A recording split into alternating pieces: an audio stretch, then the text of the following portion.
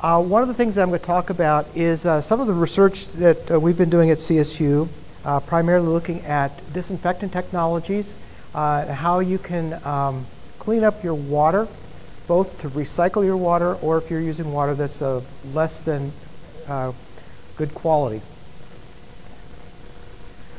Water in Colorado and Utah, that is probably going to be the single most important thing that is going to control growth in the Intermountain West. Right now, I don't think there's a person in this room that's going to complain about the snow outside, because this snow is water, and this is when we get most of our water.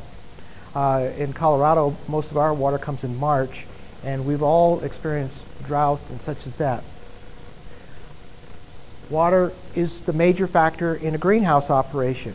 One of the first things that I talk to people about when they're wanting to start a greenhouse business is what kind of water do you have? Where does the water come from? How much water do you have? How expensive is it? Do you have to do any augmentation if it's a well or something like that? Water quality and water sanitation is just as important in a greenhouse as the water volume. And we get our water from several different sources. We get it from agricultural wells. We get it from surface irrigation, canals.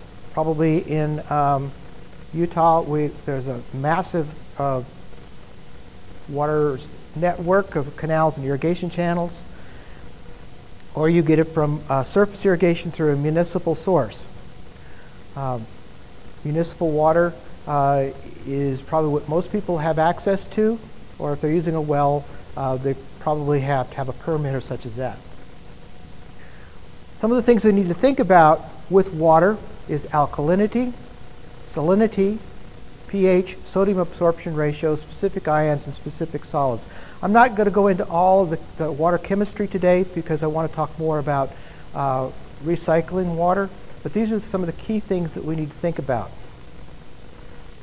And if you do have a greenhouse, one of the things I recommend you all purchase when you go home is an alkalinity test kit. The cheapest ones come from Hach Laboratories, H-A-C-H, Hach Laboratories.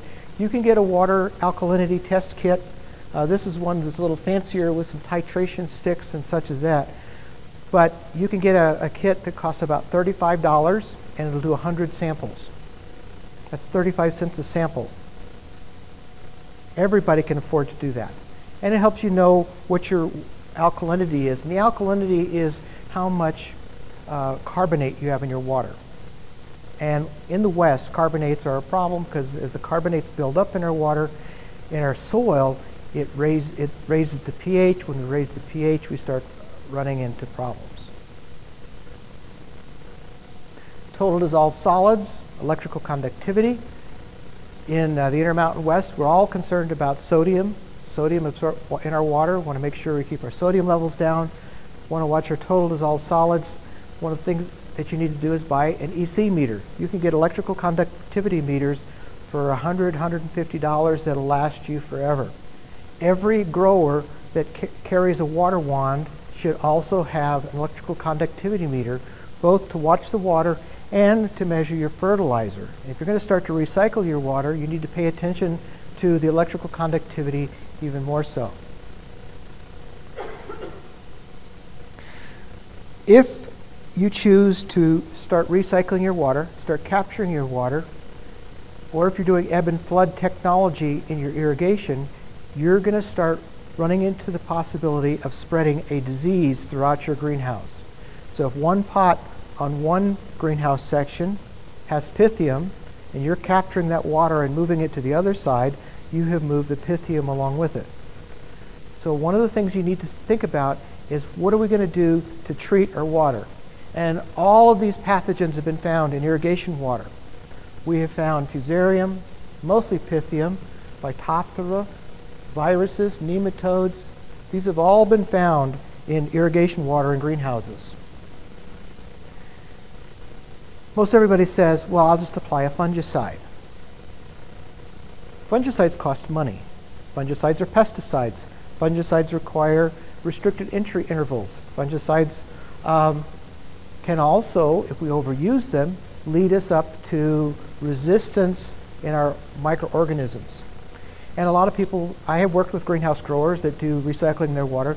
They just throw fungicide into the tank. So, well, I'm going to kill everything in there. Well, what happens when we add more water to it? Add more water to it. The fungicide becomes more dilute, more dilute, more dilute. All of a sudden, some of the pathogens start to survive, and they start to replicate, and now we have superbugs. So fungicides in irrigation water is a no-no. It's actually not even labeled. Most fungicides aren't even labeled to be applied with irrigation. So I want to discourage you all from using fungicides in your irrigation water.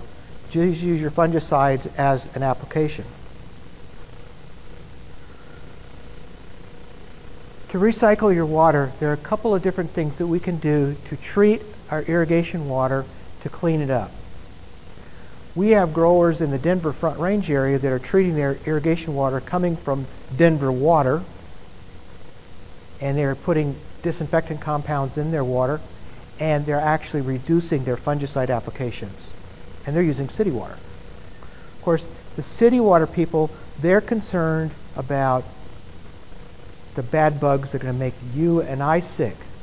They could care less about your bedding plants. And I'll show you why that's different. So the first type of disinfection technology I want to talk about is UVC radiation. UVC radiation. There's three types of UV radiation. It's as categorized by the spectrophysicist. And when we look at the total spectrum, the longest wavelengths are radio, the shortest wavelengths are gamma, X-ray, UV is this patch here to the left of center, visible, which is just a little bitty part, infrared, and microwave, and so forth. UV radiation is that energy between 200 and 400 nanometers. And what we use a nanometer for is that just basically says how long that wavelength is. Visible light is 200 to 400, and that's what our visual acuity is indexed at. So we want to split UV radiation into three categories, A, B, and C. A is 315 to 400 nanometers. That's the UV radiation that fades paint, fades your clothes, makes you need to paint your house again. It creates some smog, such as that. UVB radiation is 290 to 315 nanometers. That's what gives you a sunburn. That's it impacts your melanin in your skin, gives you that nice brown suntan that's no longer in style. This is the radiation that we're mostly exposed to. UVC radiation is the shortest and the most active, 220 to 290 nanometers. That is actually a DNA disruptor. UVC radiation at this current time on our planet does not reach the surface of the Earth. It's screened out by the ozone layer. And that's why we want to protect the ozone layer up in the atmosphere, because it protects us from that UVC radiation, because UVC radiation is lethal. If you're exposed to it, you will get a burn, a third-degree burn. So we use UVC radiation for treating water to kill organisms. This is data that was published by the Previs company. Previs manufactures a very high-end water disinfection system for greenhouses. And you can see that 80 to 250 millijoules per centimeter squared of energy kills almost all the plant pathogens that we're going to be exposing our plants to in a greenhouse. They're also doing this at about what we call 25% clarity. What that means is the water that comes back to be treated by these systems after you've picked it up and gathered it, it's going to have stuff in it, right? Peat moss, dirt, vermiculite, something like that. So you have to deal with that. So here's a picture of a UVC lamp. UVC lamps are widely used for swimming pools.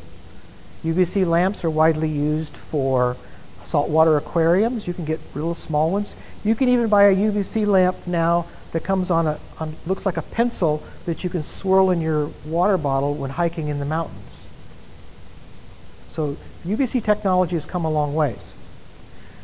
This is the Previs System, and this is a picture of the Previs System installed. This is a 40-acre tomato operation where they're recapturing their water. The investment in this system to recapture the water in water savings and fertilizer savings alone paid for this system in this greenhouse in 18 months. So by the savings of fertilizer alone, you're reducing your cost. UVC system requires a water softener and a filter and a little bit of acid injection, and the lamp is here. The lamp chamber is shielded, so you're not going to see the lamp. You're not going to get burned. It's got a little watch glass. It's got a filter on it, so you can see if the lamp is on or not. For those people that have to see the light on, they work really well. And this particular unit is designed to be a package that they can put in the greenhouse immediately. Costs a lot of money, but you can get UVC technology just about anywhere. How it works is we have a UVC lamp inside the chamber.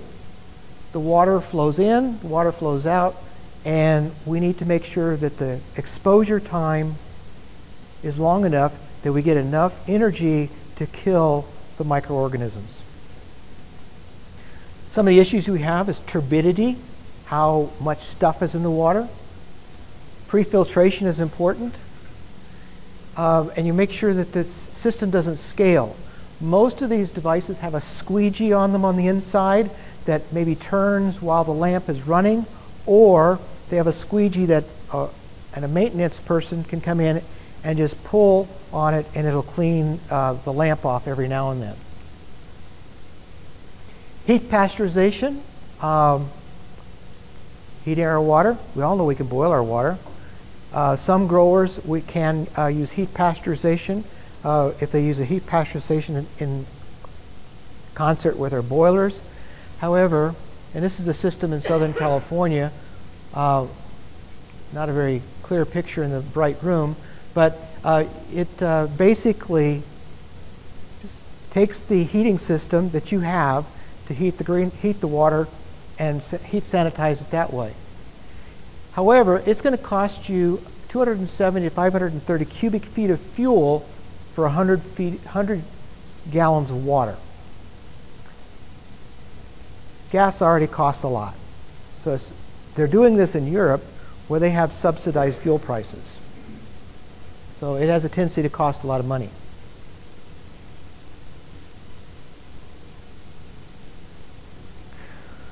Probably the easiest way to adapt a sanitation program in your greenhouse operation is to use oxidation reduction chemicals. Oxidation, if I can jump back to freshman chemistry, nobody run out of the room screaming, because you had this in the first 2 weeks of freshman chemistry. We talked about oxidation reduction. And oxidation is when you have a positive increase in the positive oxidation number with a corresponding loss of electrons. And it's a giving and taking. Okay? Reduction is that decrease. And when we have this jump from oxidation, we oxidize or destroy carbon molecules, carbon-based molecules. So these are the most common industrial oxidizers that we have access to in the current technology, ranging from fluorine, which nobody's going to work with fluorine because fluorine is extremely high oxidizer. It's 2.25 times higher than chlorine gas. Ozone is the next level, which is very easy for us to work with. We can get access to ozone. Everybody's exposed to ozone all the time. It is a pollutant on the surface of the Earth. It protects us in the atmosphere. Ozone is 1.5 times more oxidizing power than chlorine. Hydrogen peroxide, bleach your hair, or bleach your water. Potassium permanganate, chlorine dioxide, chlorine, and bromine. Bromine is that what we put in our hot tubs, and probably most of you put it in your cooling pads. So one of the things that we need to talk about is the oxidation potential. What is the power, the oxidizing power of your compound to do that exchange, to give you that disinfecting power? NaOCl, that's sodium hypochlorite. That's a fancy word for bleach. The bleach that we buy in the grocery store is about 3%. We can buy industrial bleach at about 35%. And you can see that we get up to 3%. We're getting about 570 millivolts. And of course, the pH goes way up. So this is how pH in our concentration affects that ORP number. You can buy an ORP meter if you're going to use Disinfecting Technologies from the same company that sells that EC meter or pH meter, and they cost about the same amount of money. And here's another graphic. Now what happens when the pH gets low, or gets low, we have a change from chlorite to chlorate. Chlorate is that oxidizing molecule that we want to have in our irrigation water. And for instance, this is a project I did a number of years ago in a greenhouse where we were injecting injecting hypochlorous acid into their system, and you could actually see where we changed the fertilizer to calcium nitrate from ammonium nitrate with the additional acid. So one of the things that we have found is that we need irrigation water to be around 820 to 850 millivolts of ORP to kill Pythium. And that's a free chlorine level of about 1.4 parts per million or 2.25 parts per million. To put that in perspective, it smells like a swimming pool that has just been shocked. You've all experienced that swimming pool with too much chlorine. That's pretty much what your water is going to smell like. This is data from Trevor Suffslow at UC Davis. He is one of the gurus of produce washing. Produce washing in Colorado has reached a new level of security with listeria outbreaks. But E. coli 0157H7, if we use an ORP of 665 millivolts, that E. coli bacteria can be killed in 10 seconds. And of course, going down to listeria or salmonella, it takes a little longer. Pythium, on the other hand, takes more. These are some of the instruments that you can use. You can get a free chlorine kit. You can get your free chlorine kit at the local spa store. The ORP meters, you can get them from a company called Spectrum Technologies. They're probably the easiest and the easiest to work with our industry. Or if you're injecting the chemical straight into the line, you can use an inline sensor. Here's some chemistry, chlorine gas. If we inject chlorine gas into our irrigation water, it reacts with water and forms hydrochloric acid and hypochlorous acid, HOCl. Sodium hypochlorite, sodium hypochlorite, that is bleach. The problem with bleach is we also have sodium hydroxide. And I'll show you a picture here in a minute why it's tendency to not want to use that too much. However, sodium hypochlorite is probably the easiest to get a hold of and the easiest to use and the cheapest. Calcium hypochlorite, we've taken the sodium out, put calcium in there. We don't have the sodium hydroxide residue everywhere, and it's a much cleaner system. Chlorine dioxide, when I first started working with chlorine disinfectants, chlorine dioxide had to be manufactured on site with a chlorine dioxide generator. There are now companies that are selling and marketing chlorine dioxide with a reasonable shelf life that you can buy in a bottle. And look for that to be coming soon. We have a research project at CSU with USDA APHIS where we're working with chlorine dioxide and using it for treating plant materials for Phytophthora ramorum control at customs and borders when plants are being shipped in. And we're coupling that with a technology that's used for fire suppression foam, and they're currently using this technology to, when they bring military equipment back from the Middle East. They spray it down with this foam, this disinfectant. Now we're trying to find a level that won't kill the plants. Chlorine is the gas is the cheapest, it's the most active. However, it's exceedingly dangerous to handle. It takes skilled crews, skilled team.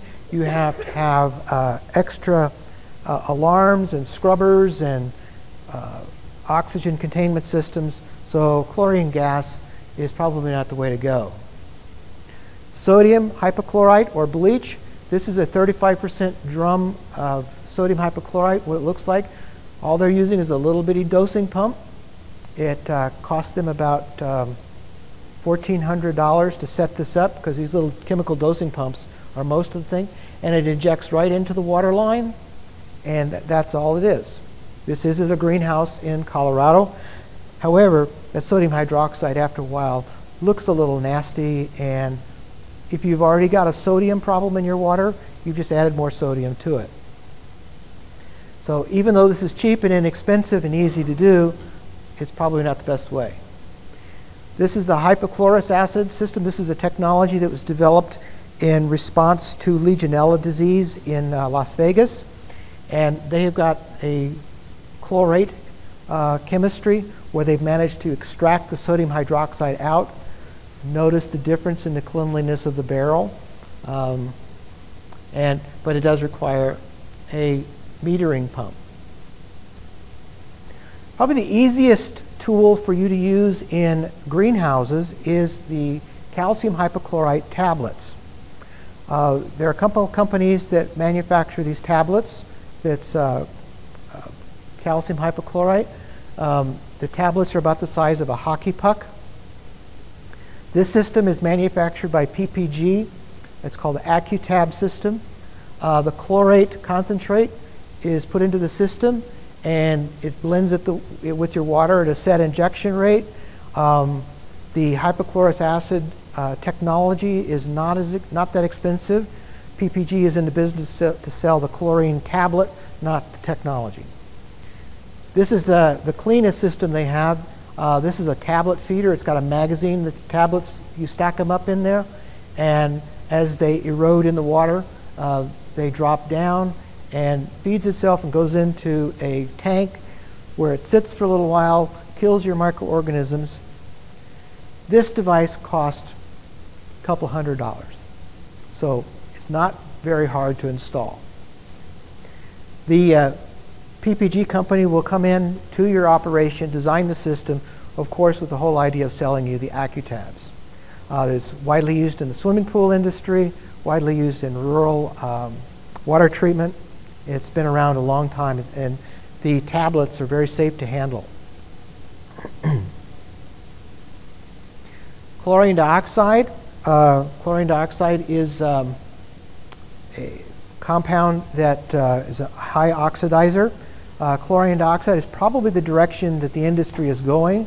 Most municipal water treatment systems that are treating water are using a chlorine dioxide system now, because the chlorine dioxide, when it reacts with organic molecules, it does not create a trihalomethane. Chlorate, when it reacts with an organic compound, it creates a small percentage of trihalomethanes. And trihalomethanes have been shown to be carcinogenic. And we have some, albeit not the strongest data, we're starting to see if you're using chlorate chemistry and you're recycling your water a lot in a pond, we're starting to see some geranium damage. But that's an observation from a pathologist. We don't have any any data to show that. But the sodium, the chlorine dioxide generators are getting cheaper, 25 times more active than chlorate, and no trihallomethanes. Ozone. Ozone is a natural compound. It's just 3 oxygens instead of 2. We've all smelled ozone. That smell that's around the copy machine or your laser printer after it's been running for a while, that sweet smell, that's ozone. That sweet smell around an arc welder, that's ozone. That sweet smell after a lightning strike and you're going, oh my gosh, that was too close, that's ozone, okay? And it's formed when we have an electric charge, breaks the oxygen apart, they clump back together with 3 oxygens. So it's got that extra oxygen to donate. And that's how ozone is a disinfectant. Ozone chambers, this is a plasma ozone device where we have a charge inside these tubes where we've actually created a corona similar to what you'd have on the sun. Air passes through it, breaks the oxygen, pairs apart, and they rejoin as 3, and we have ozone, and then we can pump that into our irrigation water. And here's a recycle capture system where they're ozonating the water.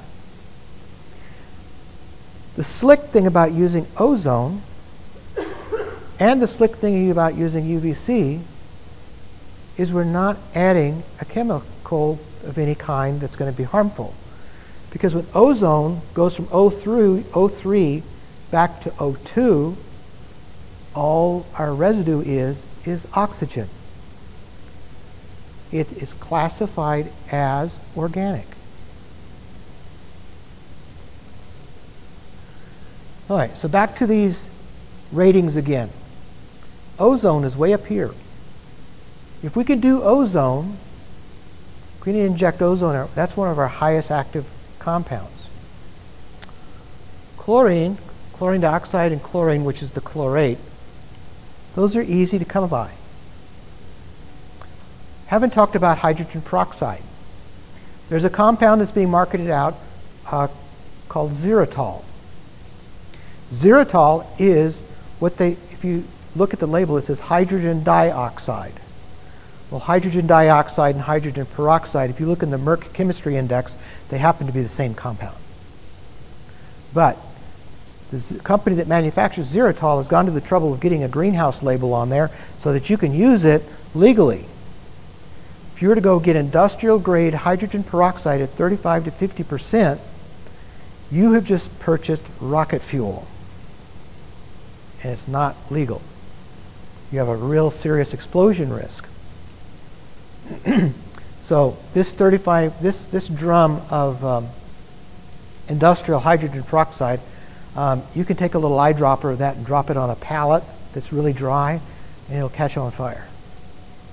Because it's the oxidizer they use in rocket fuel. So I'm going to discourage you from using hydrogen peroxide. 3% is what you buy at the drugstore to wash out your ears. 10% is what they use to bleach your hair. 35% is greenhouse and industrial. So if you're going to use hydrogen peroxide, buy the compound that's been stabilized and labeled for greenhouse use. And you can inject it in your irrigation water, or you can use it to sanitize your water. It works just fine. So, water, using water in the West, we think about it all the time. If I was to give this talk probably in Mississippi or Louisiana, they don't think about water the way we do in the West, because water isn't how our whole region was settled. So recapturing and recycling your water does work. The critical things you need to remember is put together a plan. When you're recapturing and recycling your water, when you're looking at the different systems, ultraviolet light and ozone and heat, those are very clean, and we're not adding any residual chemistry to our water. No residual chemistry to our water. That means the water stays clean. There are no contaminants that are going to harm your plants, yet there is no residual disinfecting power. That means the water that comes through the system, if it is recontaminated, you've not fixed anything. Before you put in a disinfection system, it's critical that you look at your filtration technologies. Make sure that you're putting clean water back into the system. One of the things that we do in chlorine chemistry is that we focus on residual disinfecting power. When the municipal water treatment plants chlorinates their water, they do it in such a way that by the time it gets to your spigot, the free chlorine level is gone, and you're not going to have a chlorine contamination. That's the other thing why we put an aerator on our faucets, to put that oxygen in there, and that helps to clean out some of the chlorine and jump it to that chloride molecule.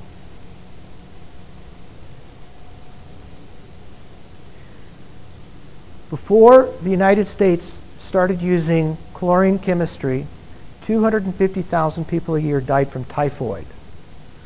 And everybody says, I want to get away from chlorine. That's fine. I'm personally like to have clean water. Finally, for looking for these technologies for cleaning up your water, they're easy to find. You can find a small scale, like if you want to start small with a mist bench or a mist line or something like that, where you want to start working on controlling the algae, collecting products like that, you can start small with these technologies. You can start small. You can buy under sink water disinfection systems for rural homes. They don't cost a lot of money, and they're pretty easy to find. They do require power and do require a little bit of maintenance. All right.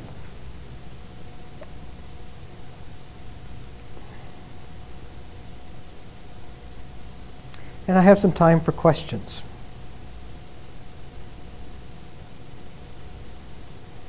This is a good picture for those of you that live in the Front Range.